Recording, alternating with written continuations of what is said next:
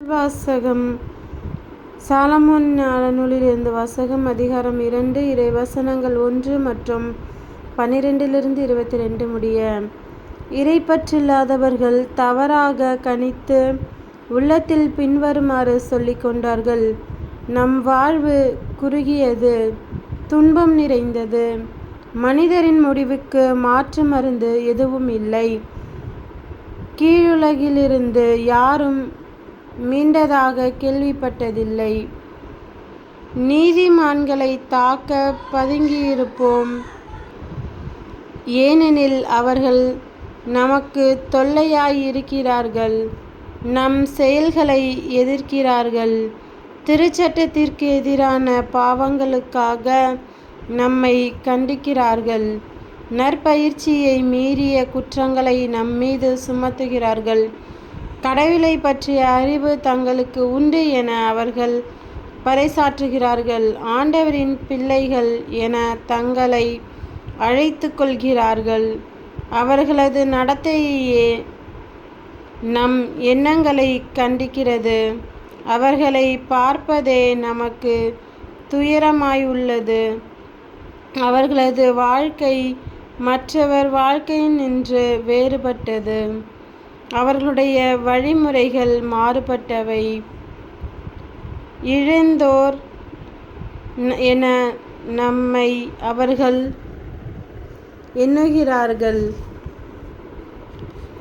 தூய்மையற்ற பொருளினின்று ஒதுங்கி செல்வது போல நம்முடைய வழிகளினின்றும் விலகி செல்கிறார்கள், நீதிமான்களின் முடிவு மகிழ்ச்சிக்குரியது என கருதுகிறார்கள், கடவுள் தம் தந்தை என பெருமை பாராட்டுகிறார்கள், அவர்களுடைய சொற்கள் உண்மையா என கண்டறிவோம், முடிவில் அவர்களுக்கு என்ன நிகழும் என ஆய்ந்தறிவோம், நீதிமான்கள் கடவுளின் மக்கள் என்றால் அவர் அவர்களுக்கு உதவி செய்வார், பகைவரிடமிருந்து அவர்களை விடுவிப்பார், அவர்களது கனிவினை கண்டு கொள்ளவும் பொறுமையை ஆய்ந்தறியவும் வசைமொழி கூறியும் துன்புறுத்தியும் அவர்களை சோதித்தறிவோம்,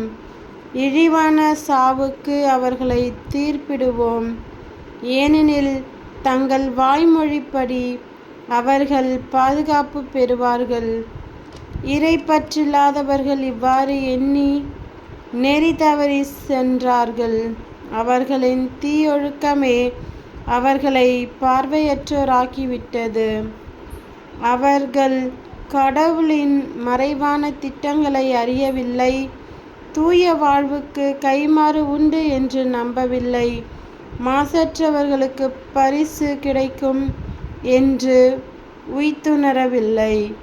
இது ஆண்டவர் வழங்கும் அருள்வாக்கு. இறைவா, உமக்கு நன்றி. நற்செய்தி வாசகம். புனித யோவான் எழுதிய நற்செய்தியிலிருந்து வாசகம். அதிகாரம் 7, இறைவசனங்கள் 1 மற்றும் 10 மற்றும் 25 30 முடிய. இயேசு கலிலேயாவில் நடமாடி வந்தார். யூதர்கள் அவரை கொல்ல வழி தேடிக் கொண்டிருந்ததால் அவர் யூதேயாவில் நடமாட விரும்பவில்லை. யூதர்களின் கூடார விழா அண்மையில் நிகழவிருந்தது. தம் சகோதரர்கள் திருவிழாவிற்கு போனபின் இயேசுவும் சென்றார். ஆனால் அவர் வெளிப்படையாக அன்றி மறைவாக சென்றார். எருசலேம் நகரத்தவர் சிலர், இவரைத்தானே கொல்ல தேடுகிறார்கள், இதோ இங்கே இவர் வெளிப்படையாய் பேசிக்கொண்டிருக்கிறாரே, யாரும் இவரிடம் எதுவும் சொல்லவில்லையே, ஒருவேளை இவரே மெசியா என்று தலைவர்கள் உண்மையாகவே உணர்ந்து கொண்டார்களோ? ஆனால் மெசியா எங்கிருந்து வருவார் என்பது யாருக்கும் தெரியாமல் அல்லவா இருக்கும். இவர் எங்கிருந்து வருகிறார் என்பது நமக்கு தெரியுமே என்று பேசிக்கொண்டனர். ஆகவே கோவிலில் கற்பித்து கொண்டிருந்தபோது இயேசு உரத்த குரலில், நான் யார், நான் எங்கிருந்து வந்தேன் என்பவை உங்களுக்கு தெரியும். ஆயினும் நானாக வரவில்லை, என்னை அனுப்பியவர் உண்மையானவர். அவரை உங்களுக்கு தெரியாது, எனக்கு அவரை தெரியும்.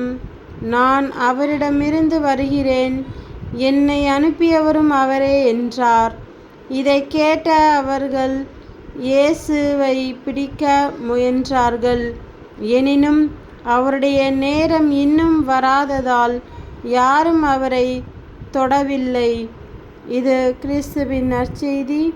கிறிஸ்துவே உமக்கு புகழ்.